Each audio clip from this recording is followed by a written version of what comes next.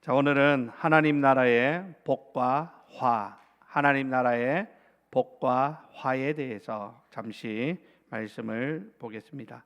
여러분, 오늘 본문 말씀은 마태복음에 기록된 예수님의 산상수훈과 매우 유사한 내용을 담고 있습니다.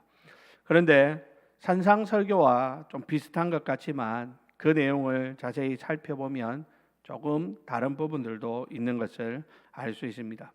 그래서 마태복음의 말씀은 산상수훈, 예수님께서 산 위에서 말씀을 전하셨다라고 해서 산상수훈이라고 말하고, 오늘 누가복음에 기록된 말씀은 예수님께서 산에서 평지로 내려오셔서 말씀하셨다라고 해서 평지수훈이라고 부르기도 합니다. 예수님의 평지수훈, 그 중에서 그 첫 대목에 해당하는 부분이 오늘 우리가 살펴볼 말씀입니다. 먼저 그 배경을 살펴보면 예수님께서는 밤을 지새우며 산에서 기도하신 후에 날이 밝아올 무렵에 자기의 제자들 가운데서 12를 뽑아 처음으로 사도라는 이름으로 불러주십니다. 제자들 가운데서 12사도를 선출한 거죠. 여러분, 사도라는 말은 아포스톨로스라고 하는 말인데, 이것은 보통 예수님께 직접 배운 사람들을 두고 사도라고 하고요, 아니면 그를 대신해서 말하는 권위를 입은 사람을 가리켜서 사도다 이렇게 말합니다. 그래서 사도는 어떤 임무를 수행하기 위해서 보내심을 받은 자라는 의미를 갖고 있는 단어인 것이죠.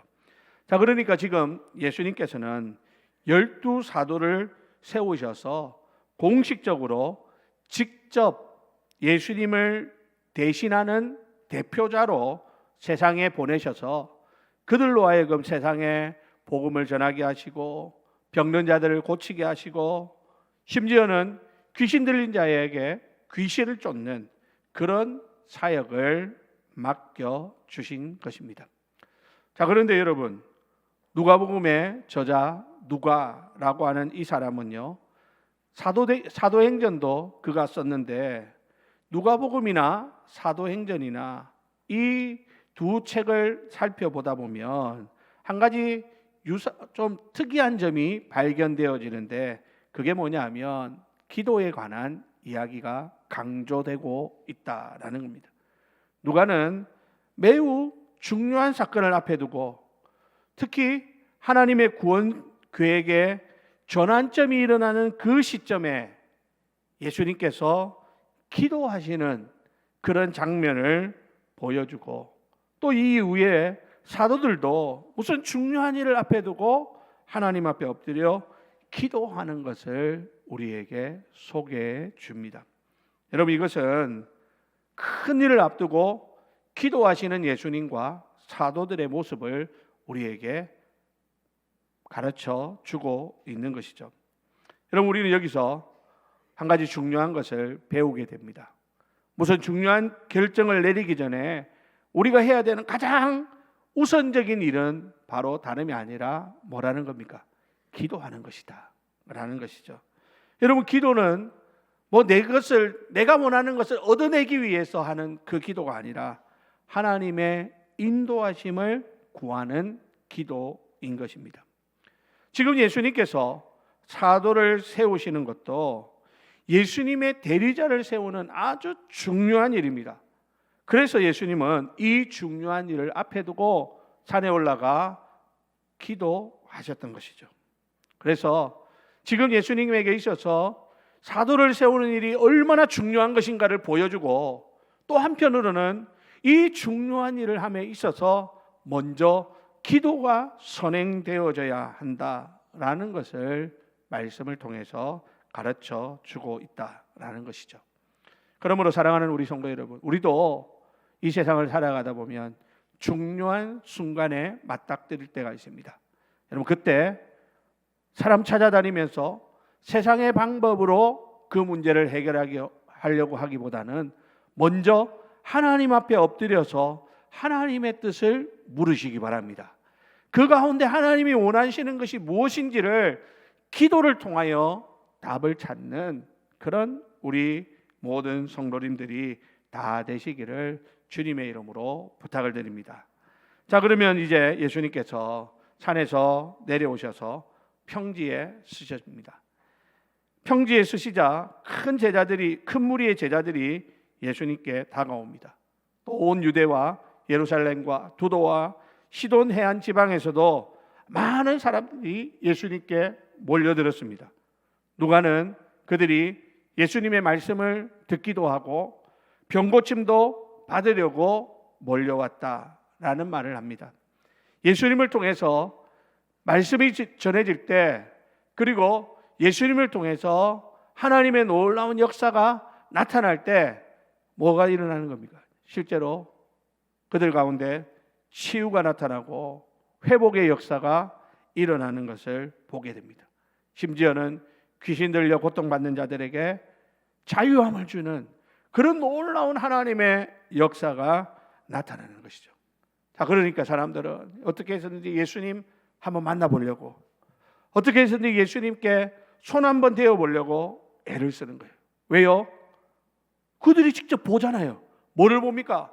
예수님 가는 곳마다 병이 낫고 귀신이 떠나가고 하나님의 말씀이 힘있게 선포되어지는 그 모습을 보면서 야, 여기가 바로 하나님의 나라구나 하는 것을 경험했기 때문입니다.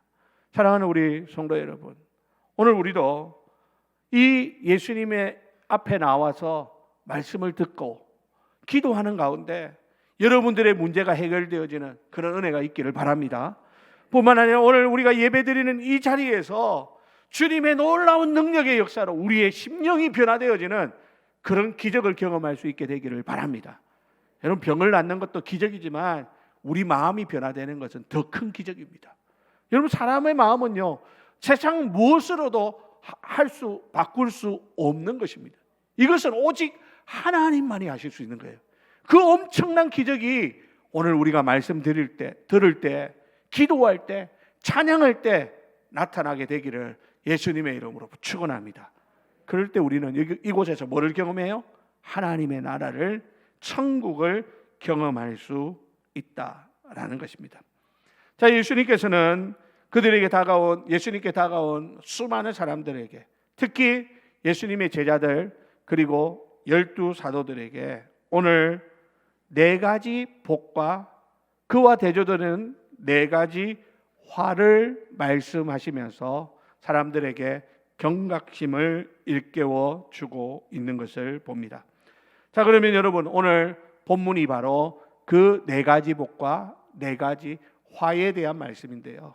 아까 읽었지만 다시 한번 우리 20절에서 26절을 다 같이 처음부터 함께 여러분 이 말씀을 생각하면서 한번 읽어보도록 합시다. 다 같이 읽습니다. 시작. 예수께서 눈을 들어 제자들을 보시고 이르시되 너희 가난한 자는 복이 있나니 하나님의 나라가 너희 것이며 지금 줄인 자는 복이 있나니 너희가 배부름을 얻을 것이며 지금 우는 자는 복이 있나니 너희가 웃을 것이며 인자로 말미암아 사람들이 너희를 미워하며 멀리하고 욕하고 너희 이름을 악하다 하여 버릴 때에는 너희에게 복이 있도다.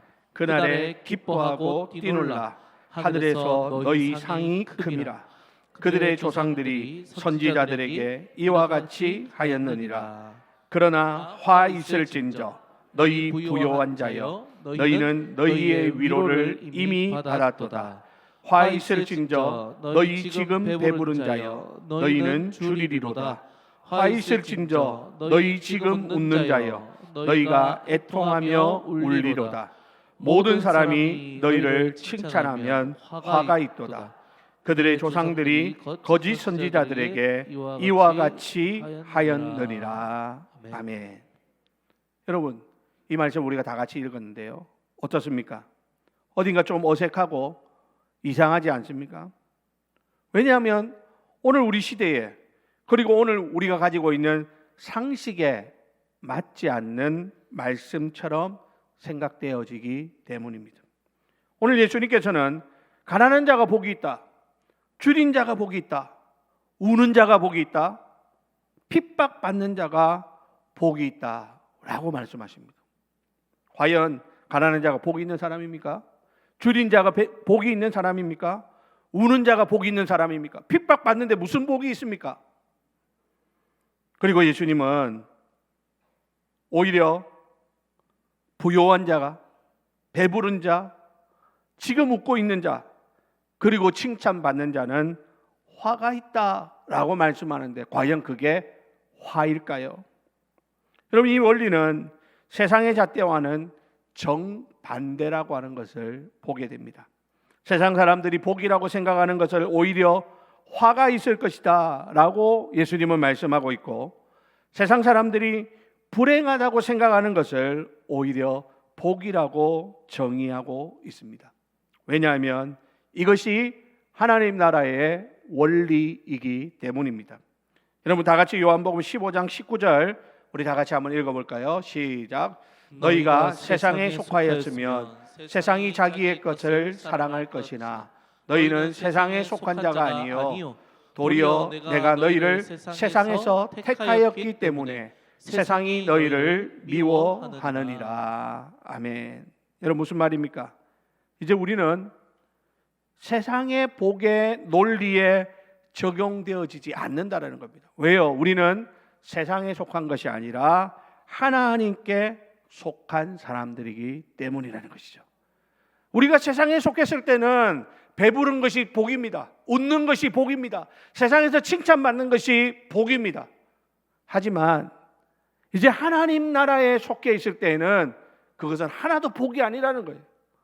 하나님 나라의 원리에 의하면 오히려 지금 가난한 것이, 지금 줄인 것이, 지금 내 눈에 눈물이 마르지 않는 것이, 지금 내가 세상에서 핍박받는 것이 복이라고 우리 주님이 말씀하고 있습니다. 여러분, 성경에서 복이라고 하는 개념을 우리가 잘 이해해야 합니다. 우리는 일반적으로 복이라고 하면 아까 말씀드린 것처럼 세상의 복을 생각하죠. 그런데 성경의 복은 그런 복도 복이지만 제일 먼저 복은 뭡니까? 우리의 마음이 평안한 것입니다. 우리의 마음이 평안하고 지금 내 삶에 만족을 누리는 것, 이게 하나님 주시는 복이에요. 뿐만 아니라 여기서 한 걸음 더 나아가서 하나님의 은혜와 선물을 가리켜서 복이다라고 말합니다. 그러므로 여러분, 신약 성경에 보면 이 복을 뭐라고 말하냐면 예수 그리스도를 믿고 구원받은 자들이 하나님으로부터 받은 하늘의 신령한 복, 즉 영적인 복, 그러니까 죄 용서함의 은혜를 입고 하나님 앞에서 의롭게 되어지고 이제 하나님과 교제할 수 있게 되어지고 그 심령의 평안을 누리면서 영생을 얻는 것, 이것을 복이다, 하늘의 신령한 복이다 라고 말씀하고 있는 것입니다. 그러므로 사랑하는 성도 여러분, 오늘 우리는요 이미 이 복을 받은 자인 줄로 믿으시기를 바랍니다. 우리가 하나님 편에 속할 때 하나님이 이 복을 이미 우리에게 다 주셨습니다. 그러므로 우리는 이미 하나님 앞에 더 큰 복을 구할 것이 없습니다. 가장 좋은 복을 이미 충분히 받았기 때문입니다. 그러므로 우리는 하나님 앞에서 기뻐해야 되고 즐거워해야 되고 감사하는 그런 삶을 살아야 될 줄로 믿습니다. 자, 그러면 여러분, 오늘 이런 복의 개념을 이해하면서 예수님께서 말씀하시는 하나님 나라에서 복 있는 사람과 화를 당할 사람이 어떤 사람인지에 대해서 잠시 살펴보겠습니다. 우선 첫 번째로 예수님은 가난한 자와 부요한 자를 말씀하고 있죠. 20절에 보니까 가난한 자는 복이 있나니 이렇게 말씀합니다. 24절에 보면 화 있을진저 너희 부요한 자여라고 말씀합니다. 자, 여러분, 다시 한번 말씀드릴까요? 가난한 자가 복이 있습니까?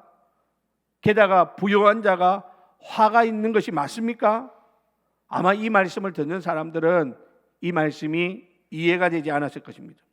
이 말씀은 그들이 그동안 가지고 있었던 생각을 뒤집어 엎는 이었기 때문입니다. 지금도 그렇지만 이 당시에는 물질적인 풍요를 하나님이 주시는 복이라고 생각했는데, 오늘 예수님께서는 오히려 가난한 자가 복이 있는 자이고 부유한 자는 화가 있을 것이다 라고 선언하시니 말입니다. 여러분, 여기서 가난한 자들은 경제적인 문제나 사회적인 여건 때문에 궁핍하고 소외되어 이 세상에서 한없이 낮아진 사람들을 가리킵니다. 하지만 여기서 말하는 이 가난함은 단순히 그런 물질적이고 경제적인 가난만을 의미하지 않는다는 것을 알아야 합니다. 사실은 이것은 그런 것보다 영적인 가난함, 즉 하나님 앞에서 자신이 얼마나 연약한 자이고 무력한 자임을 깨닫고 하나님의 도움을 더욱 간절히 구하게 되는 그 상황을 가난하다라는 말로 표현하고 있습니다. 마태복음에서는 이것을 심령이 가난한 자는 복이 있나니 라고 표현합니다. 그러니까 지금 예수님께서 강조하시는 것은 하나님 앞에서 하나님을 의지하는 그 영적인 심정의 가난함이 있는가라는 것입니다. 여러분, 이런 가난한 사람들은 가난한 자들에게 기쁜 소식을 전하러 오신 예수님께 어떻게 할까요? 더 빨리 반응하죠. 가난한 사람들은, 그 마음이 가난한 사람들은 자신에게 전해진 이 기쁜 소식, 복음을 쉽게 받아들입니다. 그래서 하나님 나라에 들어가게 되므로 그것이 바로 복이 있다라는 것이죠. 물론 여러분, 가난 자체는 복이 아니지만 가난함 때문에 부한 자들에 비해서 하나님을 더 의지하게 되고 세상에서 소외되기 때문에 하나님의 사랑을 더 의존하게 될 때 하나님의 나라가 우리 가운데 더 가까이 다가오기에 이것은 우리에게 복이라고 말씀하는 것입니다. 반면에 부요한 자들에게는 예수님께서 화가 있을 것이다 라고 말씀했죠. 여러분, 그 이유는 뭡니까? 그들은 이미 위로를 받았기 때문이다 라고. 뭘로 위로를 받았습니까? 세상 것들로 위로를 다 받은 거예요. 부요한 자는 자신이 의지할 수 있는 돈과 재정적인 안정이 있습니다. 이들은 가진 것이 많아서 오만해지기 쉽고 그렇기 때문에 하나님을 의지하지 못합니다. 이들은 사회에서 많은 특권들을 누리고 소유하고 있기 때문에 공공에 처한 자들에 대해서 무관심으로 대하기 쉽고 오로지 자신의 소유를 늘리는 데만 관심을 둘 뿐인 것입니다. 여러분, 오해하지 마십시오. 예수님께서 지금 재물을 많이 가지는 것을 무조건 나쁘다 이렇게 말씀하는 것이 아닙니다. 그 재물이 사람들에게 미치는 영향이, 재물을 많이 가지면 하나님 찾는 것이 어려워진다는 겁니다. 하나님 앞에서 가난해질 수 없다라는 거예요. 그 물질적인 풍요로움 때문에. 그래서 예수님께서는 부자가 하나님 나라에 들어가는 것이 얼마나 어려운지를 어떤 비유를 통해서 말씀합니까? 낙타가 바늘기로 들어가는 것보다 어렵다라는 말씀으로 이 우리에게 가지고 있는 이 경제적인 부함이 결코 우리에게 유익하지 못함을 예수님께서는, 영적으로 유익하지 못함을 예수님께서 말씀하고 있다라는 사실입니다. 사랑하는 우리 성도 여러분, 오늘 이 시간 우리의 마음이 하나님 앞에서 한없이 가난해지는 그런 은혜가 있기를 주님의 이름으로 부탁을 드립니다. 여러분, 우리는 하나님 앞에 나와서 그래야 됩니다. 하나님, 난 괜찮습니다. 저 사람에게만 은혜 주십시오. 하나님, 나는 충분합니다. 지금 저 사람 좀 불쌍히 여겨주십시오. 이게 아니라, 하나님, 나는 한없이 죄인입니다. 오늘 또 죄로 내 마음이 더러워졌습니다. 하나님, 또 이렇게 죄에 넘어지는 연약한 사람입니다. 그래서 나는 하나님이 필요합니다. 그래서 나는 하나님이 내게 너무나 소중한 분입니다. 그러면서 주님 앞으로 나아갈 때 그 사람이 복 있는 사람이 되는 것입니다. 사랑하는 우리 성도 여러분, 나는 목사기 때문에, 나는 장로기 때문에, 나는 권사고, 나는 안수집사고, 나는 교회를 이만큼 오래 다녔기 때문에 나는 괜찮습니다. 그렇게 말씀하지 맙시다. 여러분, 우리에게 필요한 것은 뭡니까? 그래도 우리에게는 주님이 필요하다라는 것입니다. 그래도 우리에게는 주님을 더 가까이 해야 되는 그런 간절함이 우리에게 있어야 하는 것입니다. 그런 사람이 복 있는 사람입니다. 사랑하는 우리 성도 여러분, 오늘 가난한 자가 복이 있다고 해서 나는 통장에 돈이 없으니까 나는 복이 있다, 그렇게 생각하지 마십시오. 가난해도 주님을 필요로 하지 않는 사람은 그 사람은 복 있는 사람이 아닙니다. 나는 통장에 돈이 많은데 나는 불행한 사람인가? 그것도 아닙니다. 여러분, 통장에 돈이 많아도 나는 하나님 필요합니다 하면 그 사람은 복 있는 사람이 되는 것이에요. 그러므로 여러분, 오늘 우리의 마음을 다시 한번 돌아보고 하나님 앞에서 내가 더 가난해져서 주님을 갈망하고 하나님을 찾는 그런 마음이 식어들지 않기를 하나님 앞에 간구하는 그런 저와 여러분들이 되시기를 주님의 이름으로 부탁을 드립니다. 두 번째로 여러분, 예수님께서는 지금 줄인 자와 지금 배부른 자에 대해서 말씀합니다. 예수님께서는 지금 줄인 자는 복이 있나니 라고 말씀하시고, 화 있으신 자 너희 지금 배부른 자여 이러면서 그들에게 화를 말씀하고 있습니다. 여러분, 여기서 줄인 자들은 앞에서 말하는 가난한 자들과 비슷하죠. 하지만 어떤 면에서 본다면 진짜 말 그대로 이 사람들은 어때요? 지금 먹을 것이 없이 배를 굶고 있는 그런 사람들입니다. 그래서 여기 보니까 지금 줄인 자들이다 이렇게 말하고 있죠. 그리고 지금 배부른 자여라고 말씀하고 있습니다. 그러니까 현재 지금 줄이고 배부른 상태에 있는 사람들을 가리킨다라는 것이죠. 가난한 자는 지금 배고픔을 경험하고 있고 부요한 자는 지금 배부름을 경험하는 사람입니다. 그런데 지금은 줄이고 있고 지금은 배고픈 상황이라 힘이 들지만 우리 주님이 말씀하는 건 뭡니까? 머지않아 배부름을 얻게 될 것이다라는 것이죠. 머지않아 그 상황이 완전히 바뀌어지는 그런 은혜를 경험하게 될 것이라는 겁니다.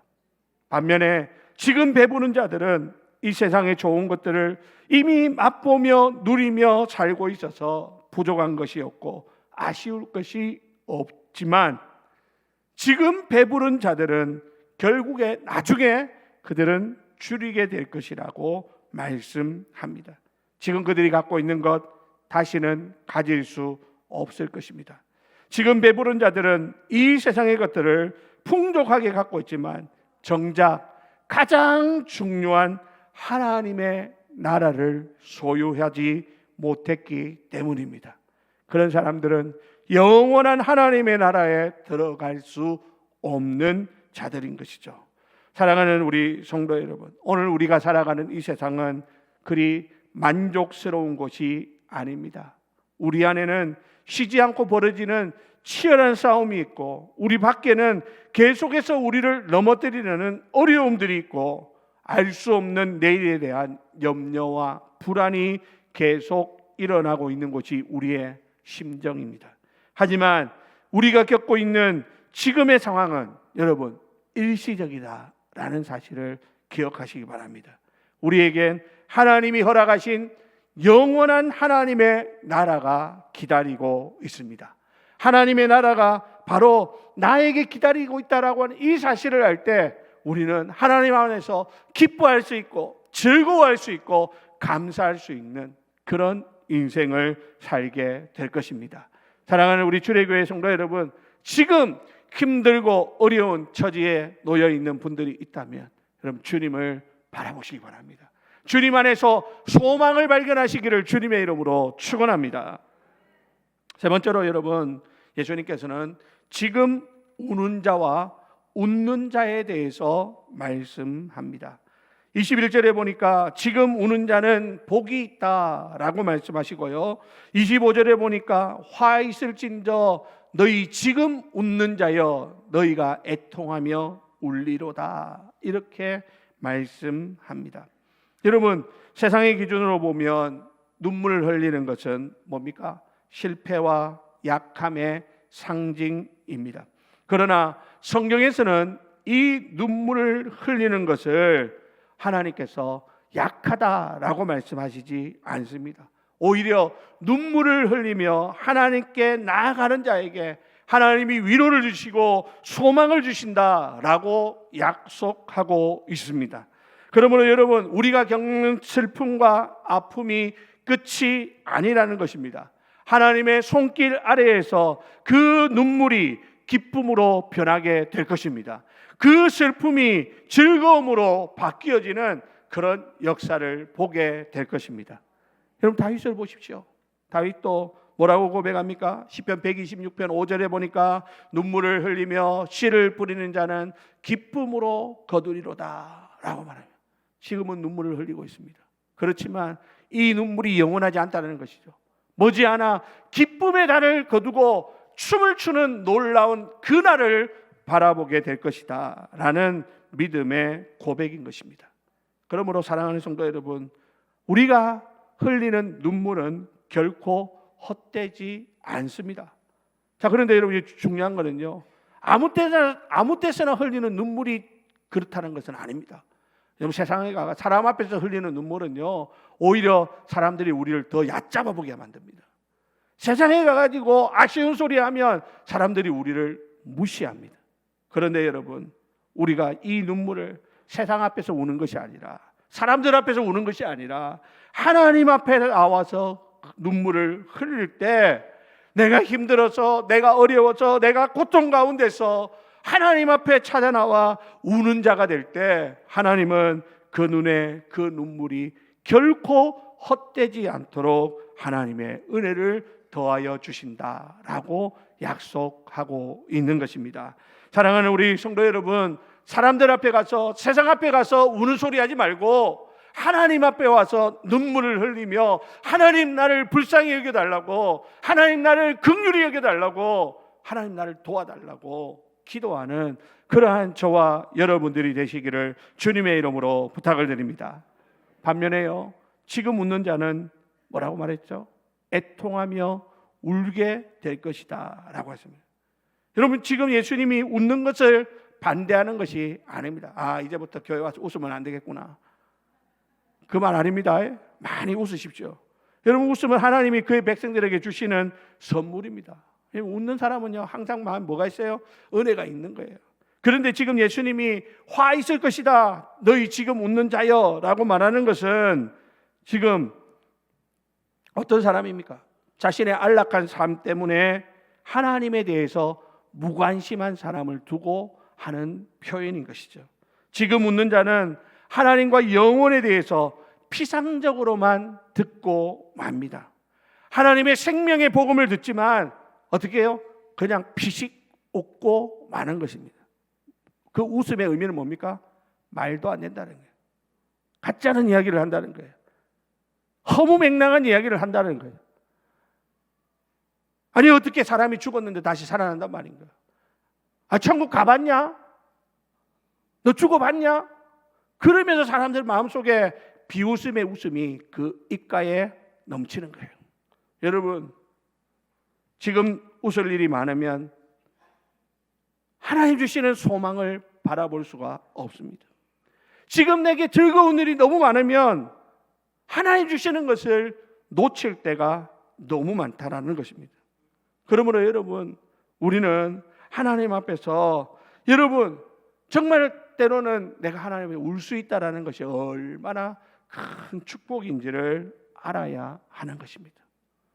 많은 것을 가진 사람들은 늘 세상 것들로 인하여 웃고 있지만, 그래서 그들은 세상의 것들을 포기할 수가 없는 거예요.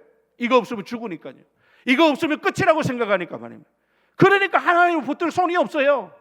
그러니까 하나님 앞에 나와가지고 엎드릴 그런 시간적인 여유가 없는 것입니다. 사랑하는 성도 여러분, 오늘 우리는 세상의 것 붙든다고 하나님 놓치지 말기를 바랍니다. 세상의 것 잡으려고 하나님 내팽개치는 그런 어리석은 자가 되지 않기를 바랍니다. 여러분, 하나님 말씀을 들으면 우리는 가슴을 치며 들어야 돼요. 하나님 말씀을 들을 때 우리의 가슴을 찢으면서, 하나님, 이 말씀이 내게 은혜가 되게 해달라고 하나님 앞에 눈물을 흘리며 간구해야 되는 것이에요.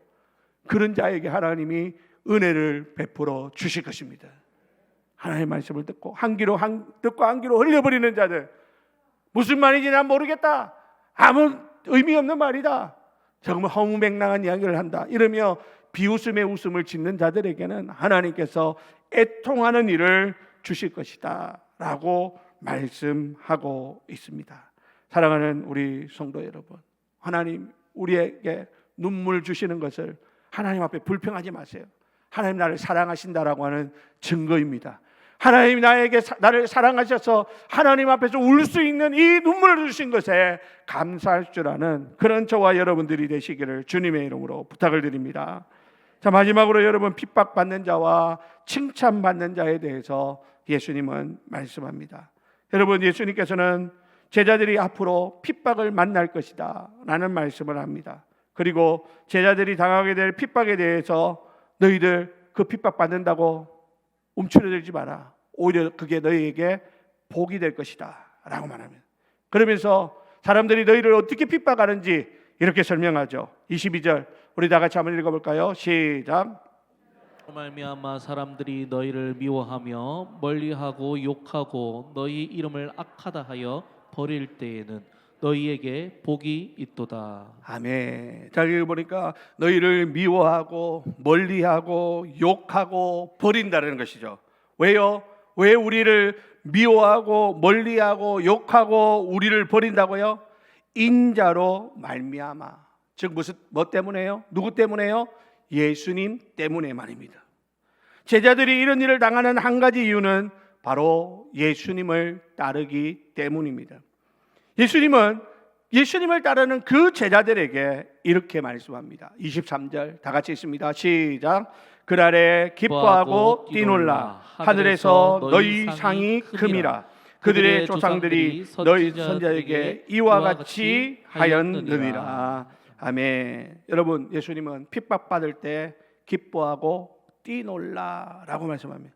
그럼 이 말씀은 뭡니까? 아주 적극적인 말씀이죠.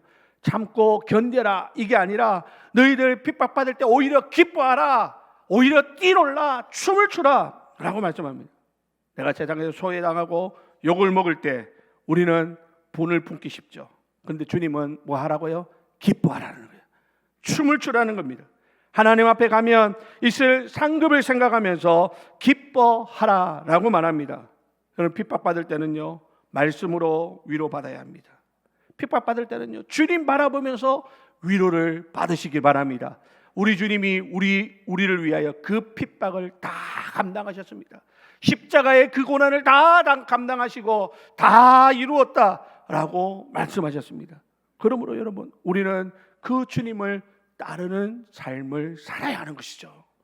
우리 주님을 따라가면서 힘들고 어려운 일이 있다고 나 이제 예수 안 믿을란다 그러고 포기하지 말고 오히려 내가 예수님 때문에 핍박받는구나, 내가 지금 잘하고 있구나, 하나님 기뻐하시겠구나, 하늘에서 상급이 크겠구나 생각하면서 꿋꿋이 그 길을 달려가는 그런 저와 여러분들이 되시기를 주님의 이름으로 부탁을 드립니다.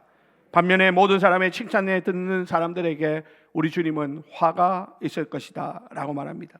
거짓 선지자들은 백성들의 귀만 즐겁게 하기 때문입니다.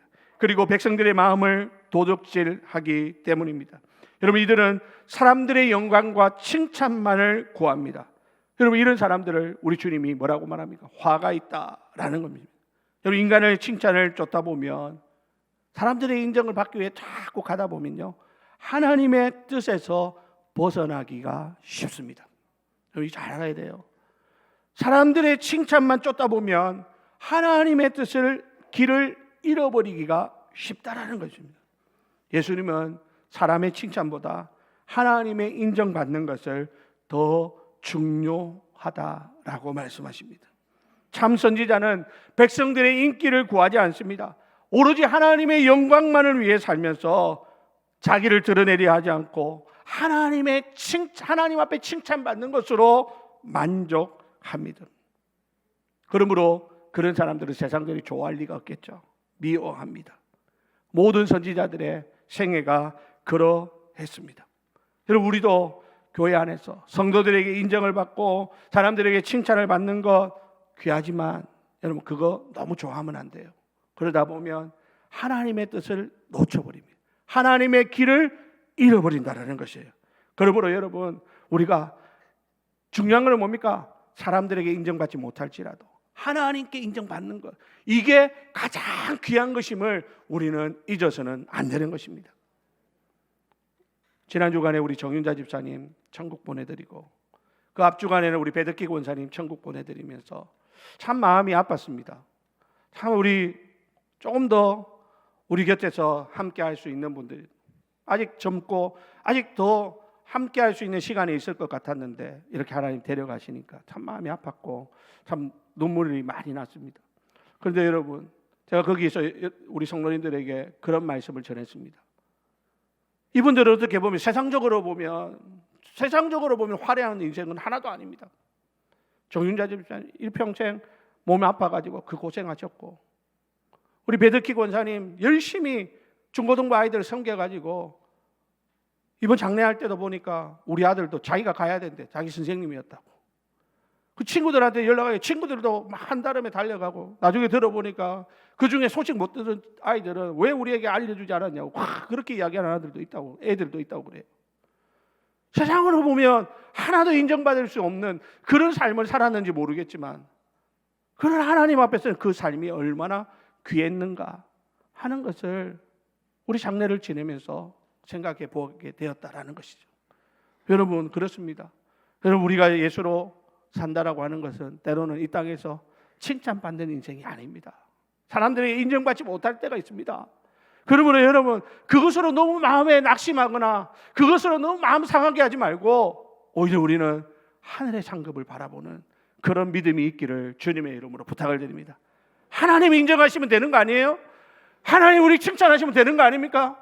오히려 그러면 그럴수록 이 땅에서 인정받지 못할수록 하늘에서 상급이 크다라고 주님이 말씀하시니까 여러분, 그것으로 위로를 얻으시기 바랍니다. 그리고 여러분, 하나님이 인정하시는 사람은요, 세상에서도 결국에는 알아보게 될 것입니다. 그러므로 사랑하는 우리 성도 여러분, 오늘 우리 주님이 말씀하시는 하늘나라의 복과 화를 생각해 보면서 나는 지금 하나님 앞에서 복 있는 사람의 삶을 살고 있는가, 화를 당할 삶을 살고 있는가를 잘 한번 생각해 보시기 바랍니다. 아무쪼록 우리 주례교회 모든 성도님들은 하나님 앞에 복 있는 인생을 살아서 정말 하나님 보실 때 너는 복된 자다 말씀하는 그런 귀한 역사가 있기를 예수님의 이름으로 간절히 축원드립니다.